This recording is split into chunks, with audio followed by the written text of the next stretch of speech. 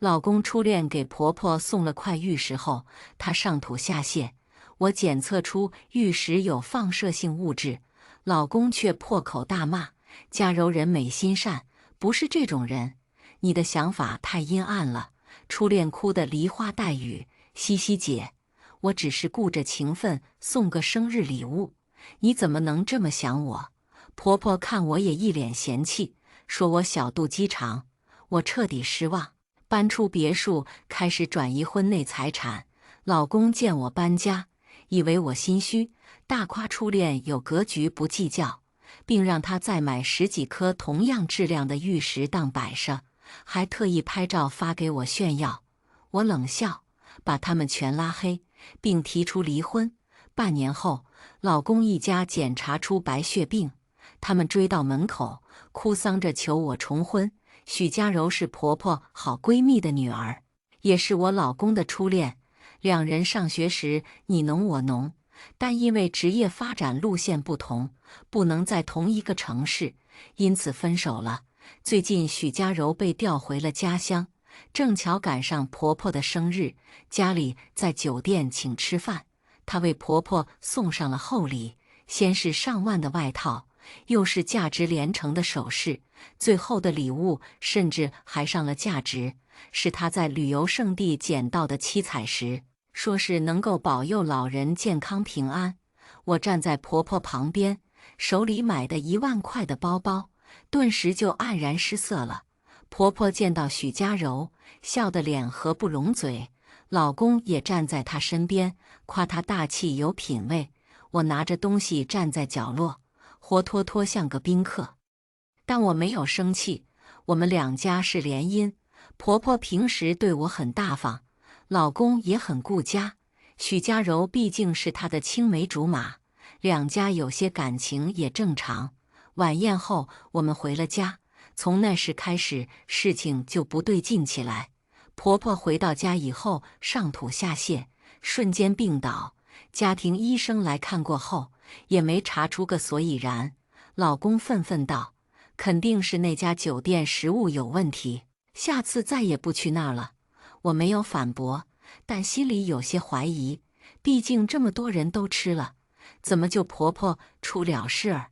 晚上我躺在沙发刷手机，看到一则新闻，内容是一男子去景区乱捡石头，结果捡到了含有放射性物质的石头，后来得了绝症。我猛地坐起身，这剧情怎么那么像？许嘉柔也送了一块石头，恰好也是捡的，难道真这要巧？我不敢耽搁，连夜联系了化学科研院的同学，他告诉我别担心，让我做好防护措施，把石头带去检测。第二天，我把石头弄下来一小块，交给了同学。检测过程中，婆婆的状况更差了，她不仅身体难受，手上还发红发痒。我记得在酒店时，她一直在盘那块石头，我心中的怀疑更甚，但没有证据，我不敢乱说，只好静静等待。几天后，同学告诉我石头中含有放射性物质，让我早点把石头丢掉。知道消息后的我立刻赶回了家，谁知许嘉柔恰好来拜访，我不管不顾，拿着检测报告昭告全家。妈，您生病的原因找到了，是因为那块七彩石，它里面有放射性物质，为了健康，咱们得赶紧把它扔了。我话音刚落，老公脸色瞬间变了。老公破口大骂：嘉柔人美心善，不是这种人，你的想法太阴暗了。许嘉柔一听，身体险些栽倒下去，她红着眼，满脸委屈：这不可能，那附近很多人捡的，都没有出问题，怎么可能就我的有问题？她越说越委屈，眼泪都流了下来。许嘉柔哭得梨花带雨，悲愤地控诉我：西西姐，我只是顾着情分送个生日礼物，你怎么能这么想我？婆婆脸色也变得很难看，她像是听到了什么荒谬的事儿，看向我的眼神忽然变得很嫌弃。西西呀，我知道生日宴嘉柔驳了你面子，让你这个女主人感觉没地位了。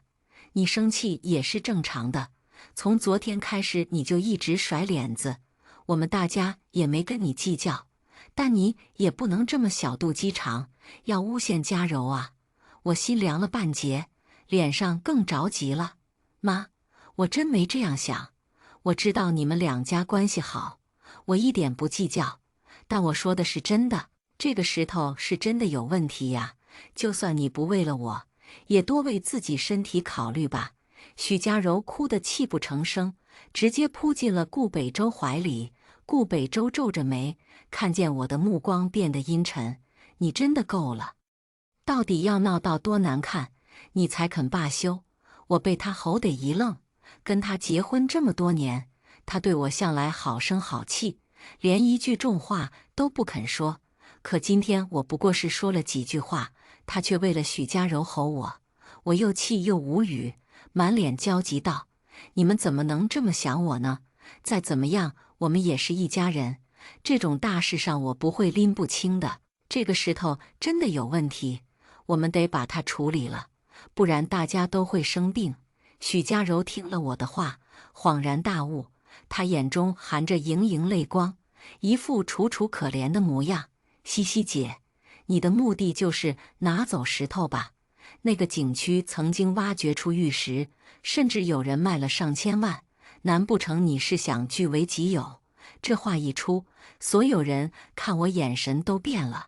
婆婆和老公看向我的目光充满审视，顾北周脸上闪过一抹轻蔑。怪不得，我说你怎么突然这么激动？也是，之前你掌握家里财政大权，一分一毫都要计较，连我网购你都非要我评论返现。原本我还想，你一个大家小姐，总不至于这么贪财，但今天我算是见识到了，你有多视财如命。面对这种无端的指责，我感到无力和沮丧。明明我是为了大家好，想让婆婆身体早日康复，想让老公健康平安，可他们却把我往最坏处想，认为我是贪图钱财，想要把石头独占。我气得手指都在颤抖。我给同学打了电话，拜托他拿着自己的工牌到我们家一趟做证明。茶室里，婆婆看着她的工牌，脸上闪过疑虑。我听说网上花几十块钱就可以做这种工牌，顾北周直接把检测证明扔进垃圾桶。我只要花上100块，随便都能打印几十份。你这样的把戏我看得多了，这招对我没用。顾北周把许佳柔挡在身后，别的女人也就算了，可佳柔和我一起长大，她是什么样的人，我最清楚，不是你三言两语就可以挑拨得了的。我整个人都傻了，合住顾北周以为我在搞雌竞，我心头火起，指着他大吼：“顾北周，你有病吧？我郑妍希缺你那仨瓜俩枣吗？我们家3代经商，房产多到全国都数不过来，我图你那个破石头做什么？”顾北周冷哼一声：“你自己心里清楚。”许佳柔眼尾泛红，努力挤出一个笑容。她像是将所有的委屈都压在心里，承受了多大痛苦一般道：“没事的，我理解姐姐，她不过是不平衡我和周周关系好，觉得自己被冷落了，就跟我们上学时那些女同学一样，她们会把我当眼中钉肉中刺。哎，其实这些我早已忘了，只是……”她说着，眼泪又落了下来。只是我原本以为西西姐是有涵养的人，没想到你居然也这样狭隘。顾北周见状，立即把她揽进怀里，他指着我的鼻子吼道：“郑妍希，我对你太失望了。”婆婆也叹了口气，还以为你是大家闺秀，读书多能有见识，没想到跟那乡下的泼妇差不多，一样的心眼小。我心中升起一股酸涩，他们的话语像石头一样压在我心头，闷得我喘不过气。就在此时，手机里突然响起了铃声，是爸爸的来电。爸爸的声音和蔼温柔：“囡囡，事情处理得怎么样了？”此时我终于忍不住，哇的一声哭了出来。爸，我被人冤枉了，他们都觉得我不怀好意，但我只是担心妈的身体而已。我刚抱怨2句，婆婆竟把我的手机夺了过去。她声音尖细，话语不悦：“亲家呀，这件事情本不该跟你说，想着都是小辈玩闹一下，谁知西西居然把事情搞得这么难堪。不过就是北周的发小送了我一个礼物，西西居然吃醋了。哎，我本以为郑家家教严格，没想到出来的女儿这么小家子气。我抬手要拿手机，婆婆却把我一把推开。她听着对面的话语，保养得当的脸上突然冒出一抹裂痕。什么？让北周道歉？亲家，你是认真的吗？我看你们郑家是失心疯了吧？我这么宝贝的儿子，怎么可能跟你女儿道歉？婆婆猛地挂掉电话，她看向我的眼神怒不可遏。这件事就到此为止，谁再提起，就都给我滚出去！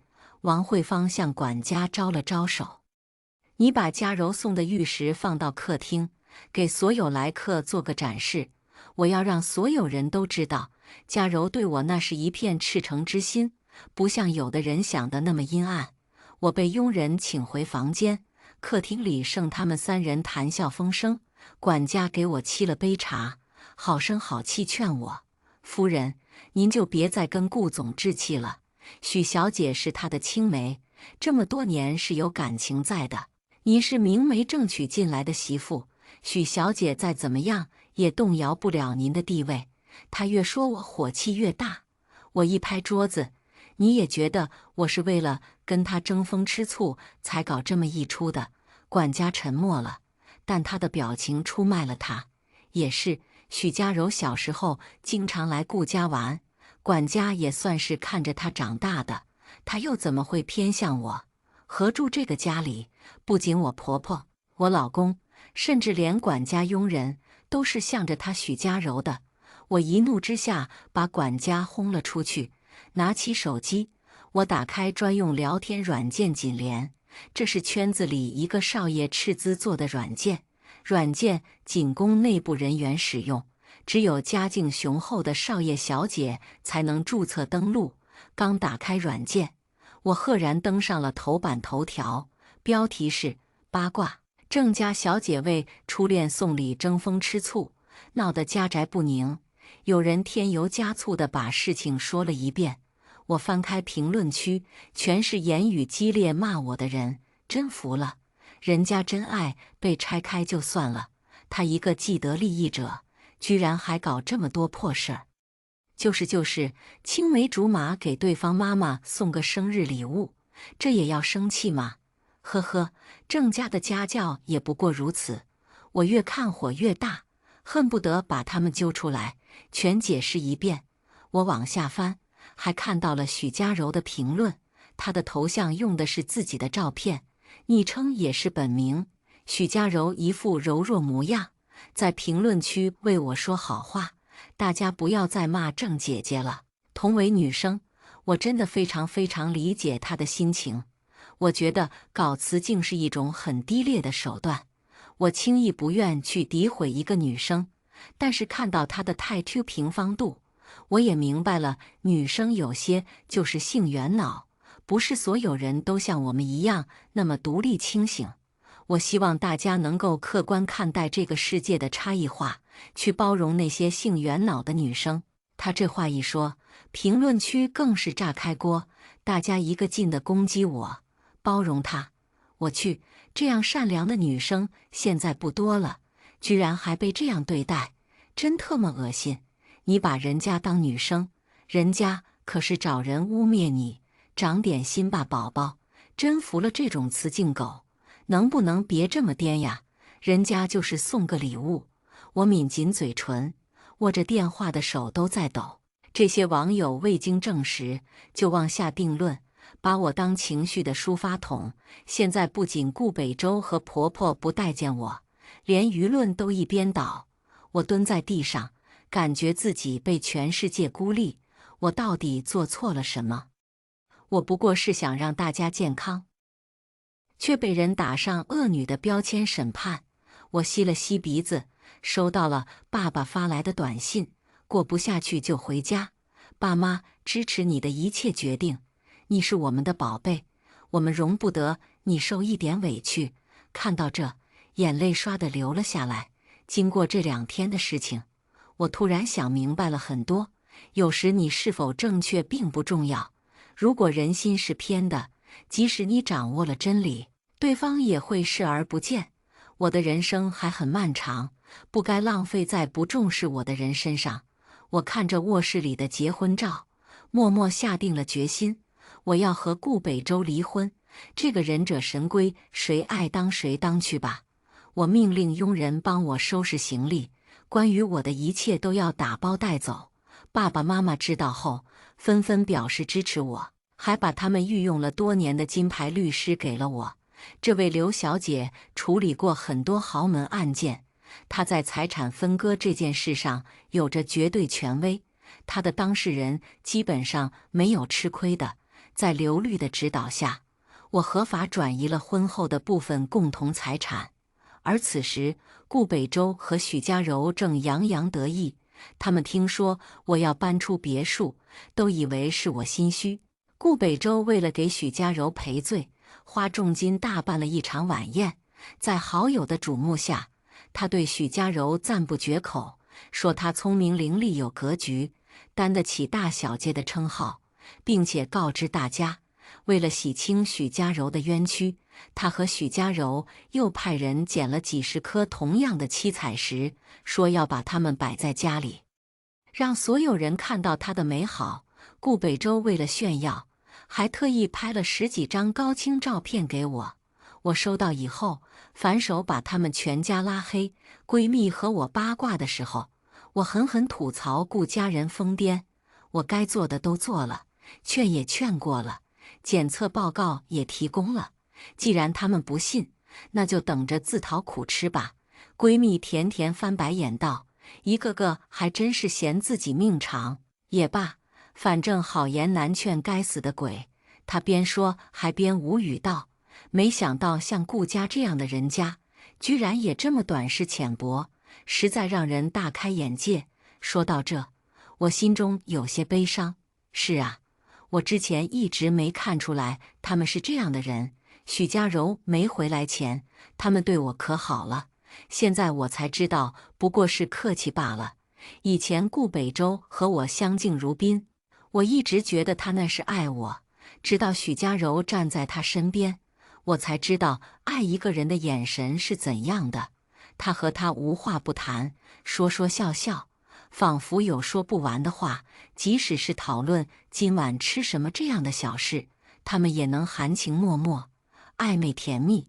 而我呢，顾北周除了大事小事，基本不会与我闲聊，即使闲聊，也只是礼貌搭话。就连工作伙伴都比我们亲热，若不是有那一纸结婚证，我还以为他是我打游戏匹配的队友呢。这种憋屈的日子，总算一去不复返了。我们饮了几杯鸡尾酒，半小时后，刘律师姗姗来迟。他打开笔记本计算机，告诉了我一个好消息：你们签的婚前协议有几处含糊不清的漏洞，我可以用它大做文章，并且2家合作的项目合同中，几个条款对你来说很有利。换句话来说，我能帮你合法转移很多钱，并让他们无权追究。听了刘律师的话，我内心舒畅不少。顾北周竟然做了初一，就别怪我做15。这些年，我对顾家可谓是尽心尽力，但凡爸爸那边有什么好项目，我都会竭力争取，让2家一起赚钱。可到头来，不仅无人感谢我，还把我当作那种没格局、没层次的坏女人。既然如此，我也该从他们身上拿些报酬，然后开始新生活。我积极配合刘律的工作，默默转走了婚内财产。看着爸妈的账户上又多了一大笔钱，我很欣慰。搬出别墅后，顾北周没有给我打过一次电话，从前都是我上赶着找他，现在他自然也端着。顾北周不认为我能离开他，因此我们在派对上相遇时，他露出了意味深长的笑。顾北周端着高脚杯，目光定格在我身上，他语调嘲讽：“怎么，终于忍不住了？从前是我对你太宽厚了些，才纵得你无法无天，都敢拿离婚来要挟我了。”他的自大让我很不适。我转身要走，顾北周却抓住我的手腕。我冷冷瞪着他：“我没跟你开玩笑，我真的会和你离婚。”顾北周望着我，一副听笑话的模样。像你这样视财如命的女人，能舍得联姻带来的好处吗？听到他这话，我上前一步：“顾北周，许家柔出现之前，你待我一直礼貌温和。我一直以为你是谦谦君子，没想到你一直在装啊。”顾北周脸色一变：“呵，几年的婚姻而已，你指望我有多深情？陪你演一演已经是大发慈悲了。柔柔陪我这么多年，你怎么配和她比？郑妍希，你这个人栽就栽在太过不自量力。你若是一直装不知道，我们或许还能幸福地过下去。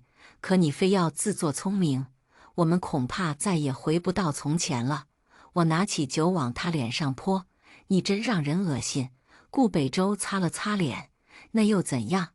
我实话告诉你，我此生最爱的人就是许家柔，永远都是。”我捏了捏拳头，从包里掏出离婚协议。“好啊，既然你爱他，不如把自己清清白白交给他，多了我一个累赘，还显得你的爱没那么纯真。”顾北周，你敢签字吗？顾北周冷笑一声：“郑妍希，别怪我没提醒你。若是我们这次离了婚，以后你再想重婚，就算你跪着求我，我也不会同意。”我差点笑出声。他以为全天下就他一个男的吗？再说了，把放射性物质摆在家里，他能不能活到以后还另说，真够神经的。我懒得跟他废话，是男人你就立刻签。顾北周拿起钢笔就往协议上签。签完，他把笔一扔：“现在你满意了？没想到吧？你的威胁对我来说毫无作用。你想用离婚来要挟我对你好，只会竹篮打水一场空。”我看他的眼神像看颠公，到底谁竹篮打水一场空还说不定呢。我达到了目的，也无所谓解释，转身就走。第二天，我和顾北周顺利离婚。许家柔听到消息后，放了一天一夜的鞭炮，婆婆王慧芳更是开心。顾家原本就更中意许家柔这个儿媳妇，只是当初小姑娘叛逆，想要自己出去闯荡一番，这才和顾北周走散了。可现在兜兜转转，她又回来了。顾家连夜请了乐队，把许家柔迎进了家里。顾北周迅速向她表白。我坐在家里刷圈内的八卦软件，上面全是铺天盖地的祝福，照片里甚至能清晰可见地看到许家柔送的七彩石。她把七彩石做成了项链，戴在了婆婆和顾北周身上。视频里，她感谢神明道：“若不是神明让我捡到这块七彩石，我就不能和北周哥哥破镜重圆。想来，这都是神明的安排，我应当珍惜感激。”婆婆老泪纵横：“当初我就说你们是一对，现在终于有情人终成眷属，阿姨为你们开心。”顾北周深情凝望着许家柔，眸光深邃。我和闺蜜一边吃着西瓜，一边看着八卦。这群颠公颠婆，到时候得绝症了都不知道，还在这演深情戏码呢。我点点头：“是啊，他们还以为我瞎掰呢。谁能知道这石头是真的有辐射？太有福了，笑发财了！怎么有人能蠢成这样？”离婚后，我的生活进入正轨，我恢复了自己的大小姐身份，事业也更上一层楼。等顾家理清财产时，才后知后觉，发现自己被坑了。可为时已晚，一切已经无济于事，他们只能跳脚痛骂，说我卑鄙不堪。乘人之危，我已经财富到手，谁在乎他们那三言两语？2个月后，我在商会上看见顾北周，他面色有些许憔悴，脖子上还戴着那条七彩石项链。看见那个彩石，我立马离他8丈远。顾北周脸色难看，都离了婚，你以为我还会对你感兴趣？我举起酒杯示意，那倒不是，我是怕离你太近，阎王对我感兴趣。顾北周冷笑，无稽之谈。我这样的举动些许失礼，周围一些老总有些看不下去，纷纷说顾北周有涵养，不与我计较。我也懒得与他们解释，只是拉住几个关系较好的朋友，低声吩咐他们离顾北周远点。他们听了我的解释，捂嘴震惊。你是说他脖子上的七彩石是真的有辐射？我举起4个指头，一脸虔诚地发誓，我拿全家发誓，七彩石真有放射性物质，接触多了会得绝症。大家一脸惶恐，赶紧远离顾北周。顾北周看着我四处散播谣言，脸上有些挂不住。他俊朗的脸上皱起眉头，郑妍希，你还要造谣到什么时候？这个七彩石是我和嘉柔的定情信物，容不得你在这儿胡言乱语。我讪讪一笑，不好意思啊，我没想打搅你们俩，我只是不想让我朋友早亡。你想英年早逝，我不拦着，我朋友我可得管。顾北周气得把酒杯一摔，拂袖离去。几个老总纷纷聚过来，直接说我嘴毒。郑小姐呀，你们毕竟也有过一段姻缘，说话就不要这么刻薄嘛。就是啊，大家都是出来做生意的，没必要闹得那么僵。不就是个项链吗？你们都已经过去了，还有什么好计较的？闻言，我反手掏出检测报告，拿着报告，我在场走了一圈。这下众人哑口无言，他们脸色瞬间一变。什么？那玩意儿真的有辐射？我去，老子刚才离他那么近，该不会有事儿吧？我勒个豆！你不早说！我摆摆手，一脸无奈。我没说吗？我就差拿着大喇叭到处喊了，你们还一个个装胜负，说我刻薄呢。顾北周被许家柔迷得失心疯了，可这些老奸巨猾的商人没有。这个报告上显示的实验室，但凡有点文化的都清楚是多么权威，没人会拿这种事瞎说，更不会拿着检测报告开玩笑。这下众人面面相觑，再也不敢说一个不字。他们赶紧联系私人医生检查身体。我端着酒杯，看着这场闹剧，事情不落到自己身上，个个都是看客。轮到自己受伤，那是比谁都谨慎小心。甜甜凑到我身边，这些人翻脸比翻书还快，可不是吗？一个个招笑得很。不久后，我收到了许家柔的请帖，她邀请我和她一起共进下午茶，目的是庆祝她和顾北周订婚。我答应了，我倒要看看这个女人还能整出什么花样。许家柔坐在对面，展示出自己修长纤细的五指，上面的戒指闪亮诱人，是个价值连城的翡翠戒指，比我当初的婚戒昂贵很多。她沏了一杯茶，模样端庄优雅。姐姐，实际上你这人并不差，只是嘛，你不幸遇上了我。毕竟，我想搞定的男人就没有拿不下来的。我扑哧一下笑出声，不知道这有什么好得意的。就一个二手货男的，品行还低劣，也就许家柔还把他当个宝。许家柔见我笑，神色不满。你笑什么？我饮了一口茶。姐妹，你知道如果王慧芳发现石头真的有辐射，并且他儿子因为你送的石头染上绝症，你会是什么下场吗？许家柔并未把我的话放心上。郑小姐，这里又没别人，你还要诬陷我吗？大家都不在，你还演什么呢？我没兴趣和他在这演宫斗。我拿起包包，好心给了他最后的警告。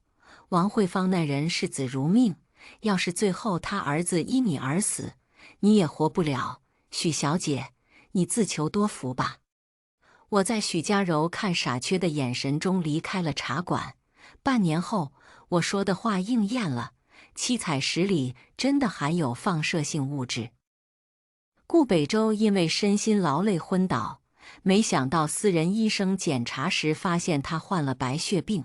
婆婆王慧芳急得团团转，到处排查原因，最后终于检测了家里的七彩石，结果发现一切如我所料，七彩石果真有问题。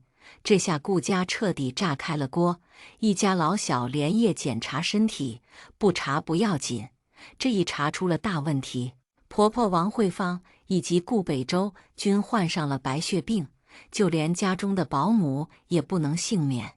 这下他们彻底慌了神，又哭又闹又骂，事情在圈子里都传开了。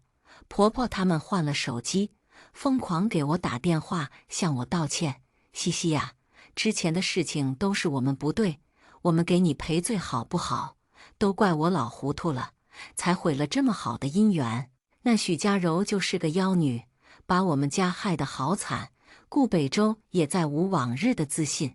西西，我真的知道错了，我现在才知道，原来你是真的爱我。我无语地看着当，还要应付这俩颠公颠婆。我赶紧否决了他说的话。哎，可拉倒吧！我提醒你时，我们已经没有多少感情了。我告诉你们，完全是出于道义。见不得一条条生命在我眼前消逝，可你们呢？狗咬吕洞宾，不识好人心。我们已经结束了，麻烦你们顾家不要再来缠着我。婆婆王慧芳彻底急了。西西，我们一家人在一起这么多年，没有爱情也有亲情吧？我们现在都知道错了，你才是这个家真正的女主人。除了你，我王慧芳谁也不认。我撇了撇嘴，阿姨，你们就别再折腾了。比起儿媳妇，你们现在最需要做的是好好保养身体。我就是一个女人，又不是华佗，就算我再回到你们家，也无济于事。冤有头，债有主，我求求你们放过我吧。王慧芳一听这话，怨毒的声音传到我耳边：你说的对。我不会放过那个贱人的，就是许家柔害得我和我儿子得了绝症，老娘就是死也要拉个垫背的。说完，他恶狠狠挂了电话。我忙着经营自家集团，没工夫搭理他们。在公司团建时，几位老总告诉了我这件事的后续。顾夫人是下了决心报复，直接带人把许家柔抓到家里，用水泡了那七彩石，给他灌了下去。天哪，那种辐射水对身体伤害很大吧？可不是吗？连灌3天，第4天成功检测出白血病，你说威力大不大？同事们面面相觑，纷纷倒吸一口凉气。不愧是豪门秘辛啊，一个个这么狠。你说的这不是废话吗？儿子都被搞成白血病了，做老娘的怎么可能放过他？就是啊，当初我们老总怎么劝，他们都不听。现在好了，组队上天堂，我一个当事人都没他们聊得起劲。到这一刻，我才彻底沉冤的雪。当初说我刻薄，说我小气的人再没了声音。不仅如此，还有不少人通过锦联的发帖向我道歉。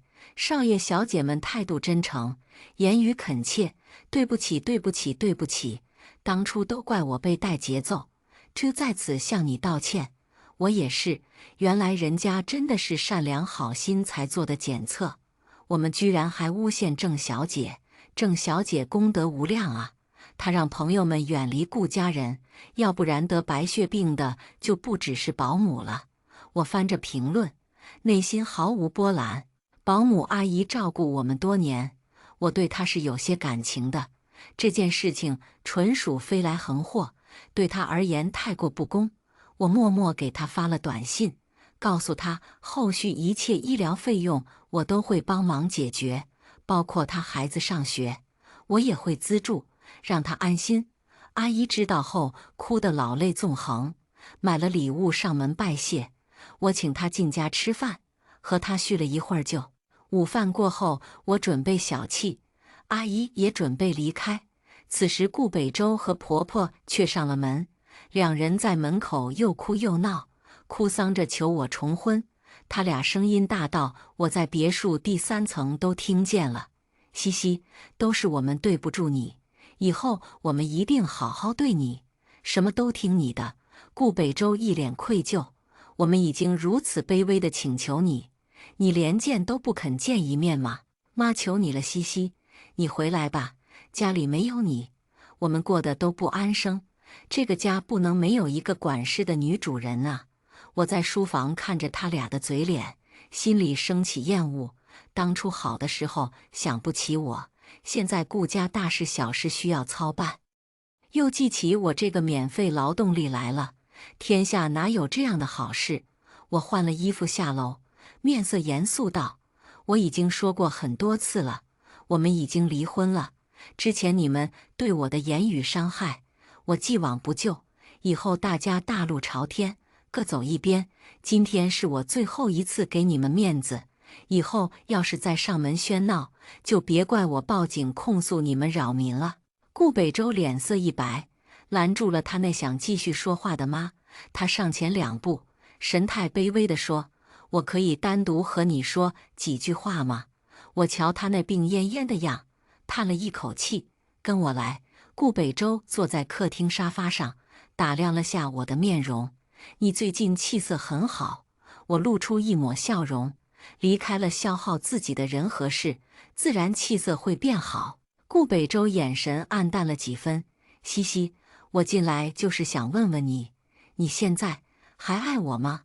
我撇了撇嘴：“你觉得呢？”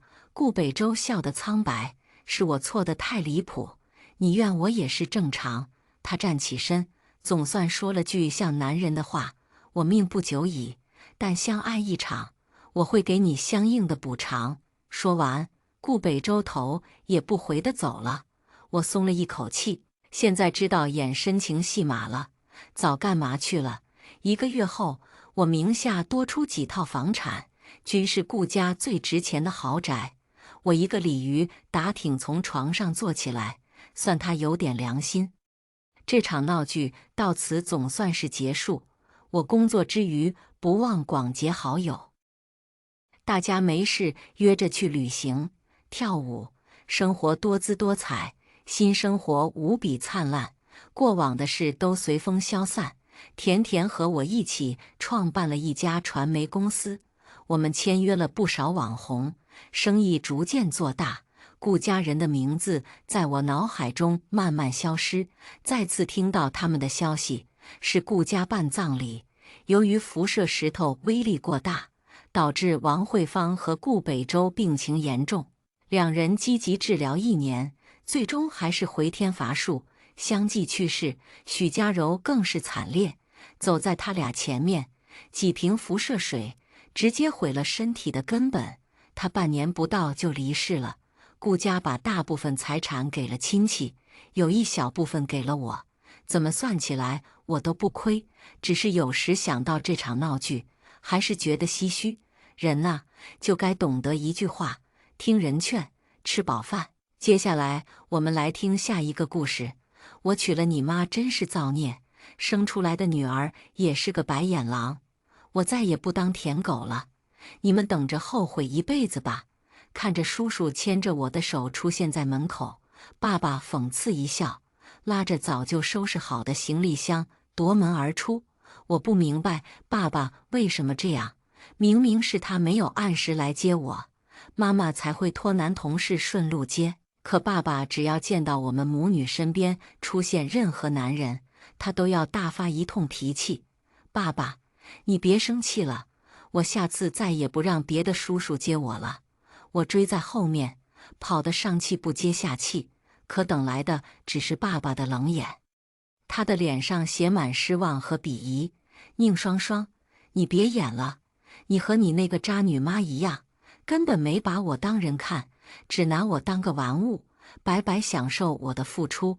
你不跟我姓，也不跟我亲，你妈身边随便哪个男人你都笑脸相迎，唯独对疼爱你的爸爸颐指气使。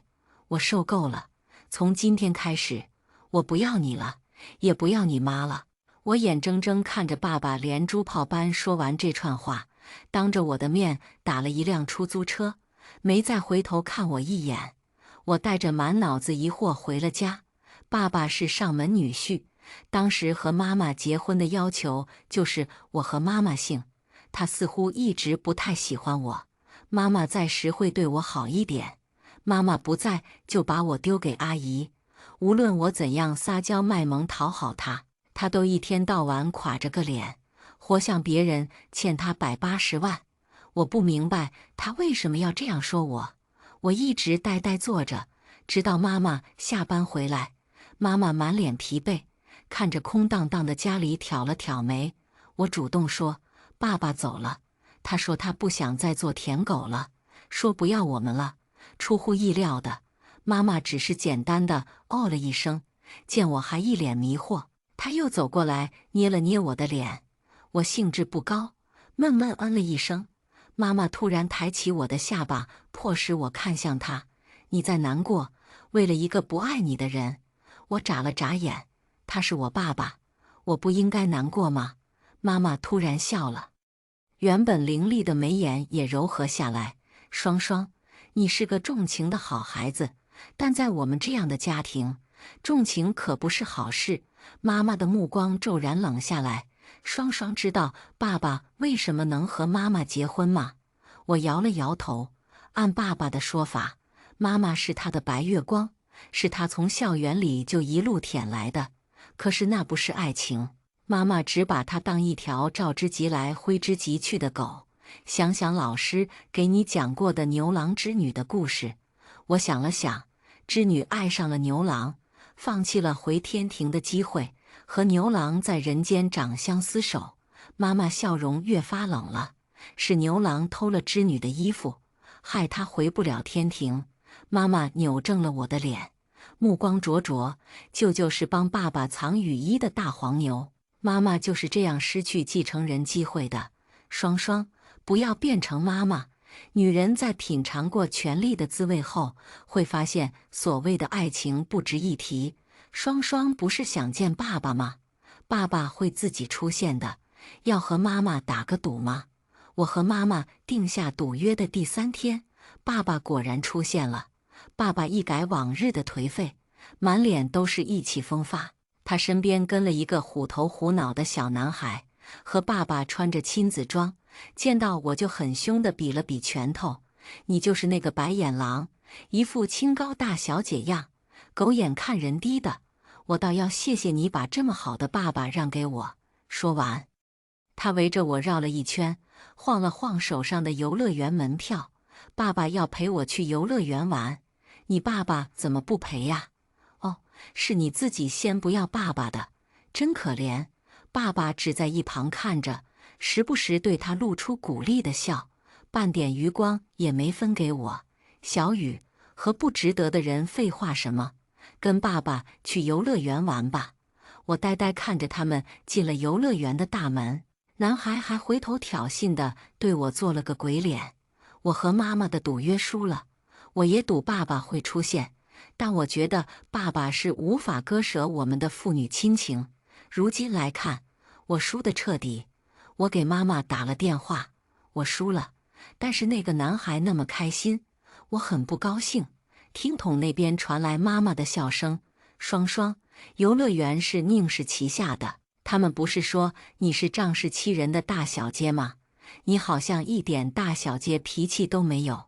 于是我免费给游乐园里除了爸爸和那男孩之外的所有人升级了 VIP 游乐园票，免排队，无限玩，吃食免费，随便找了个大小姐高兴的借口。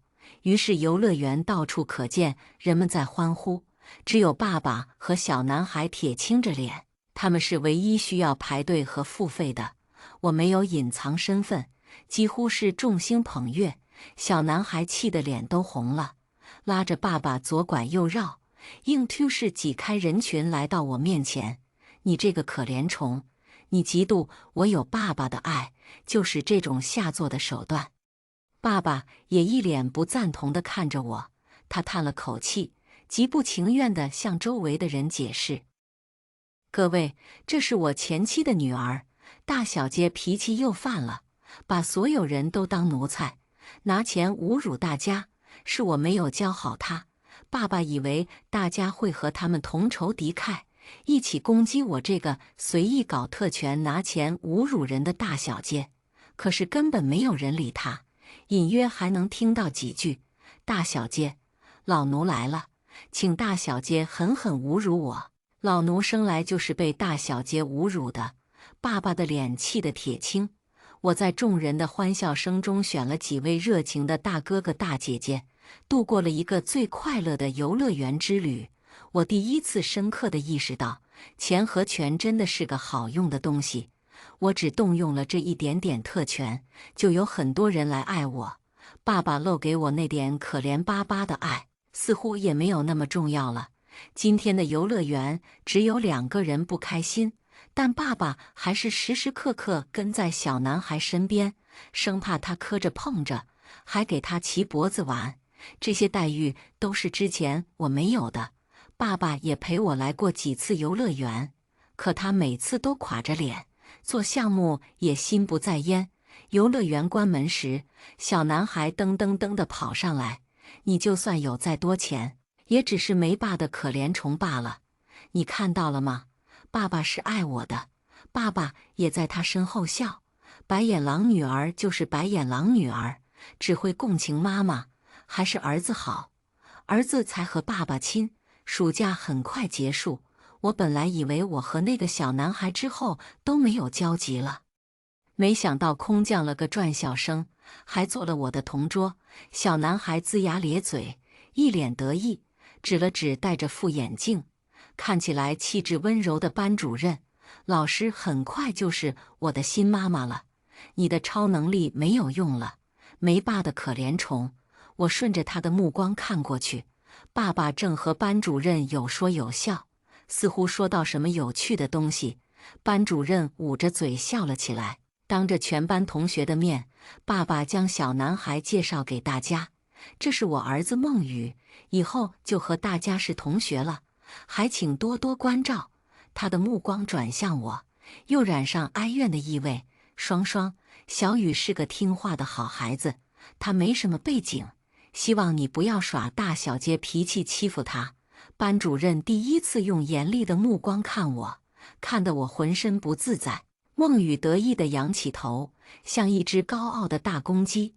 他对我比了个口型：你完了，可怜虫。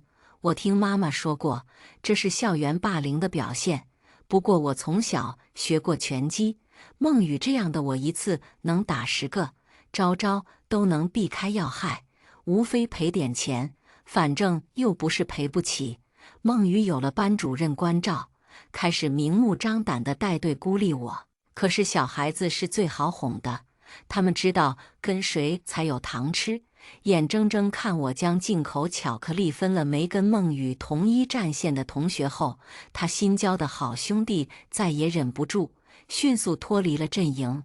孟宇气不过，只能在一次放学后把我堵在楼梯口，他拳头捏着咔嚓咔嚓响。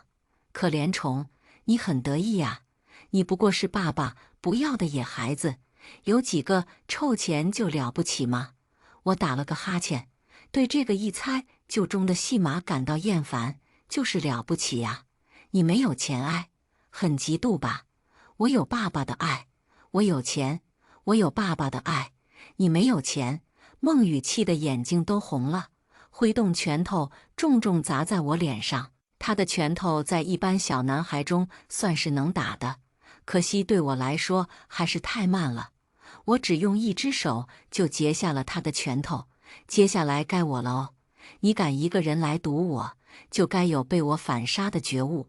我也不跟他客气，只回了2拳，他就趴在地上呜嗷喊疼。他顶着肿得像馒头一样的脸，大喊大叫。你这个没爸的野孩子，也只能在这时候耍威风了。说来说去，你还是没爸，好可怜哦。我爸会来给我撑腰，到时候你不仅要赔医药费，还要去医院给我端茶倒水伺候我。我居高临下看着他，只淡淡哦了一声。孟雨气急了，张口就是电报。我从包里摸了一把钱，砸在他脸上，他顿时没了声。改口费够不够？孟雨的眼睛不断往前上瞟，嘴上还别别扭扭。改什么口？爸爸已经不要你了。不过你如果真心悔过，我收下这些精神损失费，以后不叫你野孩子了也不是不行。说着，他就要去抓地上的钱，我一脚踩在他的手上。他又开始吱呀乱叫，这是你改口叫我爹的改口费，改了才能拿。孟雨没同意，连哭带嚎地跑去办公室告黑状，要请家长。我只好捡起地上的钱，发现还少了好几张，估计是被孟雨巧摸昧下了。班主任对他的事很上心，我一来到办公室，班主任就沉下了脸。宁双双，孟雨是新来的同学，有什么话不能好好说？你要这样欺负他，还把他当成这样，立刻对孟雨道歉。我也很不高兴。老师，是孟雨先堵住我想打我的，他自己技不如人打输了，又说我是没爸的野孩子，他应该先给我道歉才对。班主任语气越发严厉了。那你打伤了他是不是事实？我还没见过小女孩能把小男孩打成这样，你一定是在撒谎。我气闷得不行，只感觉班主任好不讲道理。就在这时，爸爸焦急地闯了进来，原本正恨恨盯着我的孟雨哇的一声哭出来，连滚带爬地往爸爸怀里扑。爸爸，宁双双打我，他还逼我改口，让我叫他爸。我注意到爸爸脸色发红，额头上还挂着汗珠，明显是急冲冲赶来的。他对孟雨还真是上心，和妈妈在一起时，他明明在家当全职主夫，却每次接我都能迟到，每次都让我等好久。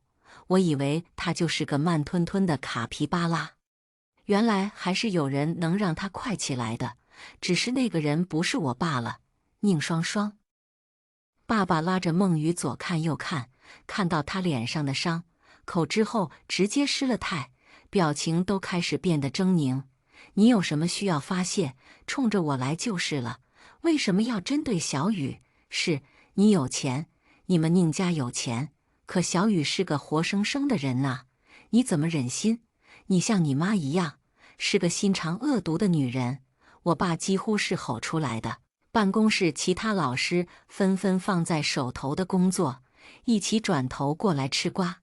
这一刻，我对爸爸失望极了。我不是个笨蛋，没有爸爸的放纵，孟雨不可能这么大胆，敢闯到我跟前来叫我野孩子。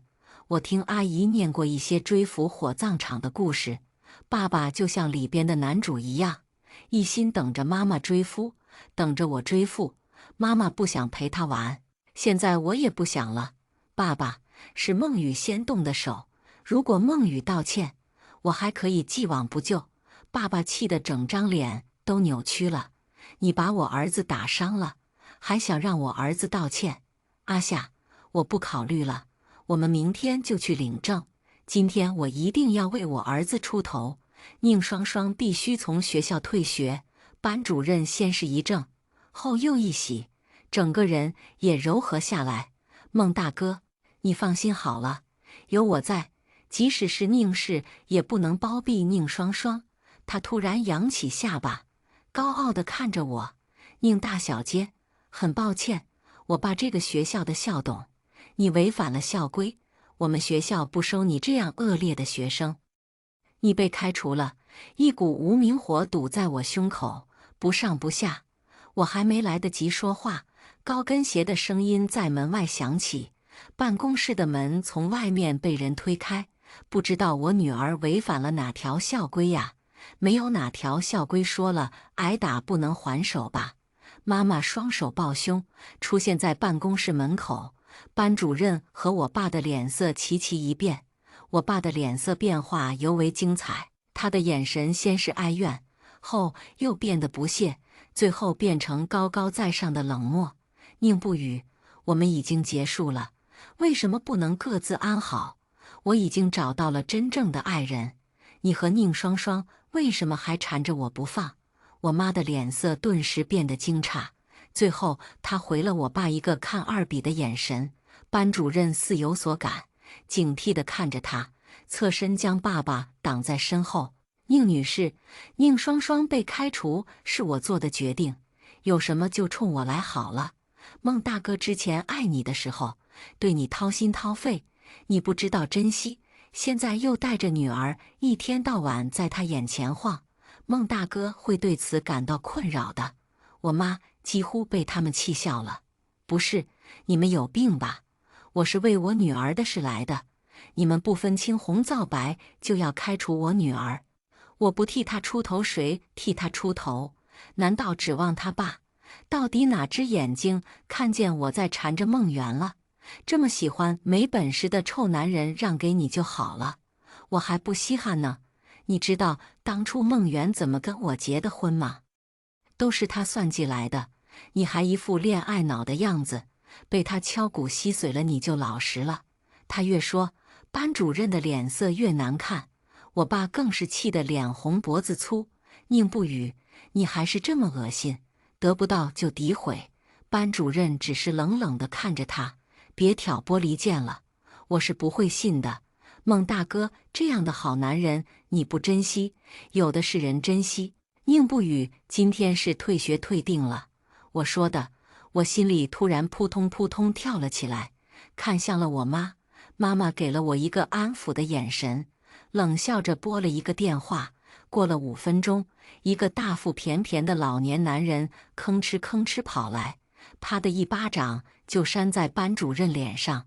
班主任不可置信地捂着脸，说话也带着哭腔：“爸，你这是干什么？你怎么帮着外人，不帮你的亲生女儿？”男人却理也不理他，只顾着对我妈点头哈腰：“对不起呀，宁总，是我女儿不懂事。宁大小姐退学的话就是一句玩笑话。”我妈挑了挑眉，播放了之前班主任气急败坏说要让我退学的录音。男人脸上的汗淌得更多了，他笑容都有几分尴尬。这是我的失误，我马上撤了他的职。爸，班主任目眦欲裂，男人只是狠狠瞪了他一眼。班主任缩了缩脖子，到底不敢说话了。我妈轻轻笑了声，还是按学校的规矩好，既然老师说犯了校规，正好我也调了监控，不如一起看看2个孩子发生了什么。话音未落，我爸的脸色一变，够了，宁不语，你怎么老用强权压人？宁双双不退学就不退学，我们认了。我妈才懒得理他，对我招了招手：“双双，过来，想让孟雨退学吗？”我本来想说好，话到嘴边转了个圈，看着气急败坏的爸爸和班主任，还有满脸惊恐的孟雨，我又摇了摇头：“不用，都是同学。不过我也不想和同学有误会，还是把监控放出来，让大家来评论是非对错吧。”此话一出口，孟雨彻底白了脸。最终，孟雨试图欺负我反被我揍的那段录音，通过学校的大屏幕播放给了全体师生，大家几乎都是一边倒的支持我，偶尔有几个有异议的，也只觉得我下手太狠。班主任被撤了职，孟雨在校长的监督下，当着全体师生的面，站在红旗下抽抽噎噎地念着道歉稿，当面向我道歉。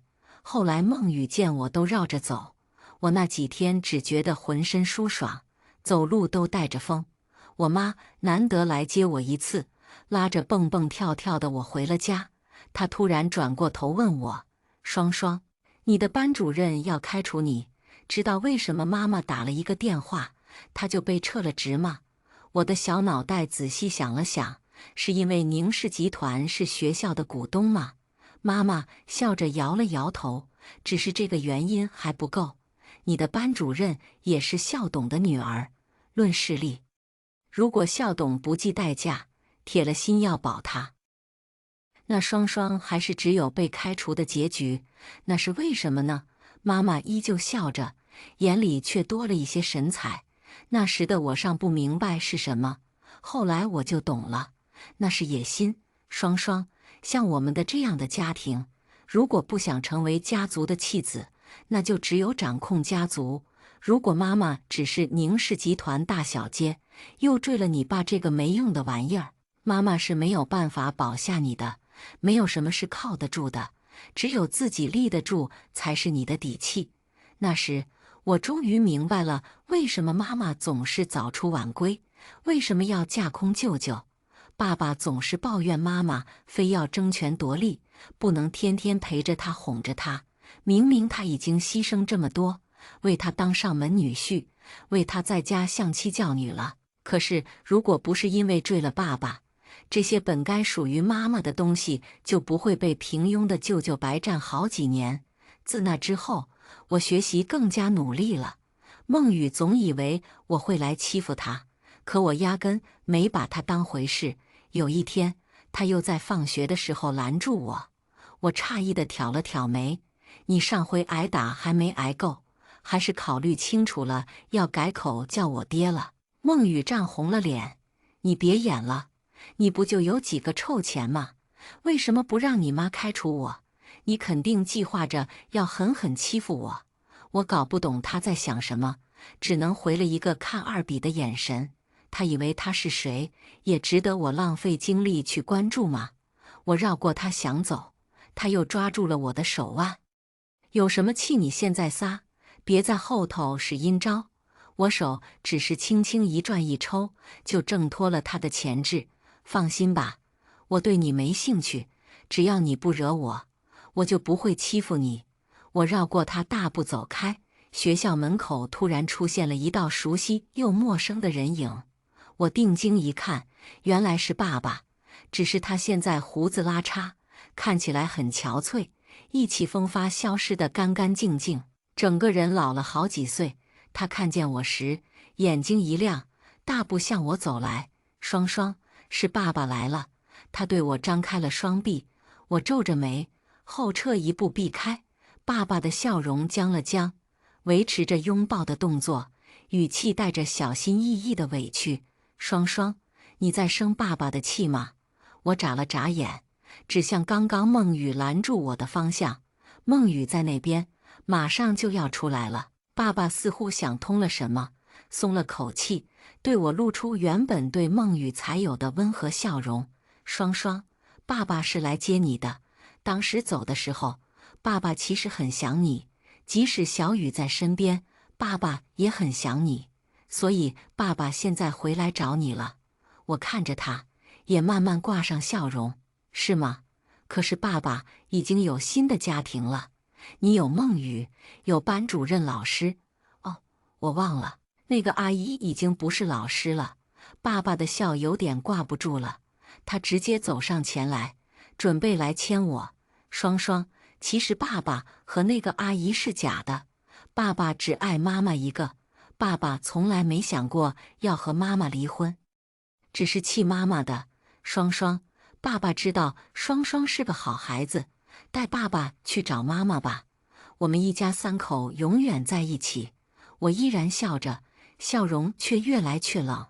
那孟雨呢？爸爸表情丝毫没变，只是更加放松了，一副看透了我的眼神。看你妈妈吧，如果她愿意收养孟雨，我就把她带回去；如果妈妈不愿意，就证明我们没有缘分，只能把她送回福利院了。看吧，男人就是这样现实的生物。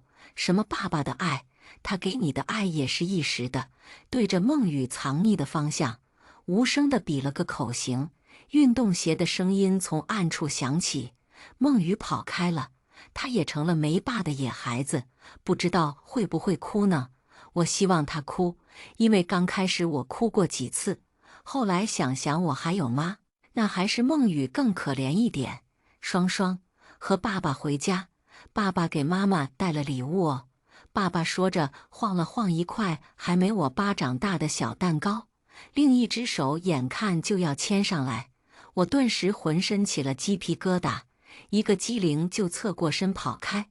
爸爸愣了一瞬，赶紧上来追我。我一口气跳上妈妈找来接我的司机叔叔的车，透过车窗看爸爸追我追得气喘吁吁，眼见他追不上了，在后面再喘气，我让司机放慢速度，双手拢成喇叭状，对着他大喊：爸爸，你的愿望实现了，现在妈妈真的不要你了哦，那个阿姨也不要你了吧，所以你才回来找妈妈。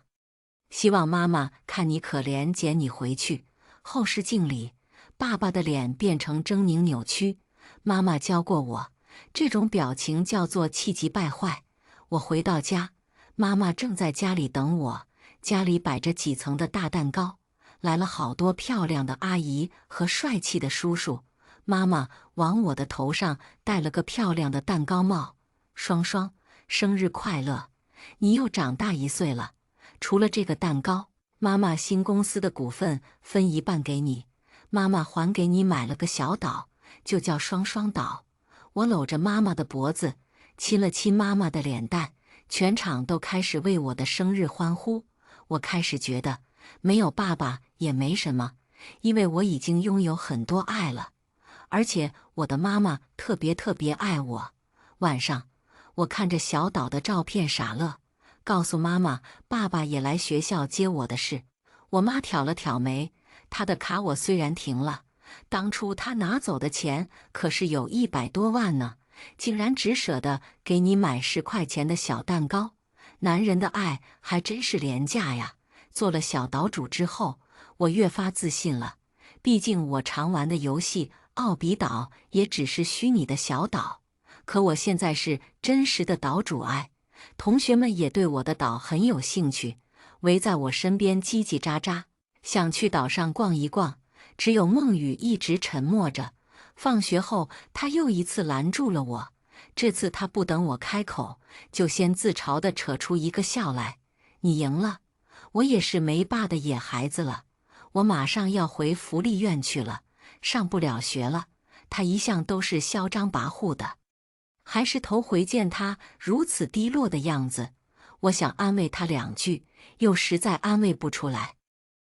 我很记仇的，没办法昧着良心，最后只干巴巴挤出一个他却突然抬起头，眼睛都不眨地盯着我。你之前说的话还作数吗？什么话？我满头雾水。梦雨咬了咬牙，就是你说的改口费。你说我叫你爹，就给我钱，作数啊！我很干脆地应了，毕竟我根本不缺钱。爹，宁双双是我爹，是我梦雨的活爹，怕我反悔一样。我话音刚落，他就连着喊了好几声。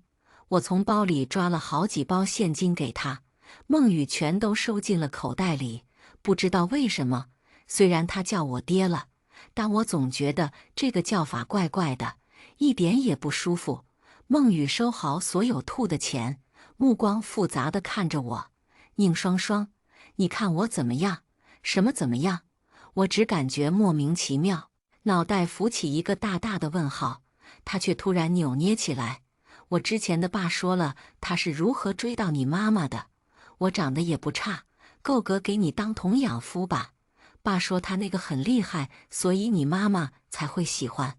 这个我也会学的，你跟你妈说说，继续让我在这上学呗，我也可以入赘嫁给你呀，咱们也算不打不相识，知根知底吧。我爸说了，家里始终要有个男人鼎立门户，我以后也会保护你的。你干什么？他话还没说完，我的拳头已经砸在了他的脸上。他捂着脸，不可置信地望着我。宁双双，你过分了，你这样并不能吸引我的注意。我没有废话，又给了他一拳。现在他终于闭嘴了。谁要吸引你的注意啊？我是什么很贱的人吗？爱情只是生活的调剂品，我并不是非他不可。我妈没了所谓的爱情，过得还更潇洒了呢。你究竟是哪来的自信，觉得我会看上你呀？你和你爸还真是父子啊，一样的思想龌龊。收拾完梦雨，我打了个电话叫来校董。为了防止我再受到不公平的欺负，校董特地给我留了电话。孟雨尖叫咒骂着被赶走了。我回到家的时候，家里也在上演着一场大戏。我爸不知道从哪里找来了一帮记者，围住了家里的别墅，哭着说自己是个多好多好的男人。我妈又是如何的对不起他。看见我走过来，爸爸演得更起劲了。这就是我那白眼狼的女儿啊！他还打伤了我领养的儿子。我儿子被送回福利院了，就是因为他们有钱有势，还有天理吗？还有王法吗？我面无表情地盯着他，没有说话。记者眼睛很尖，一个话筒飞速递到了我跟前。宁双双小姐是吗？关于您父亲孟元对您和您母亲宁不语的控诉，是否属实？请如实回答。我们节目并不畏惧所谓强权，我们支持正能量，全程现场直播，所有网友都是我们的后盾。看到他身后有一个摄影师举着设备，连接了直播间，上面飞快地刷着弹屏。很多网友并不知道所谓真相是什么，就开始一边倒地支持父亲，唾骂起我们母女来。我突然觉得好没劲。网友们听风就是雨，爸爸造谣一张嘴，网友在键盘后化身利刃，不断攻击我和妈妈。什么婊子，什么发达就忘了老公的拜金女，什么婊子生的白眼狼小婊子，污言秽语溢满了屏幕。当然是假的呀！你们猜宁氏集团为什么叫宁氏集团？我又为什么信命？在道德制高点指责别人的时候，先顾好自己吧。而且是我所谓的父亲抛妻弃女哦，他回来只是因为我妈停了他的卡，他实在是没钱了，就这么简单。我摊了摊手，凑近了弹屏。造谣辱骂我和妈妈的弹屏我已经全部都记下来了，等着收律师函吧，一个也别想跑。话音落下，弹屏竟然都静止了一瞬。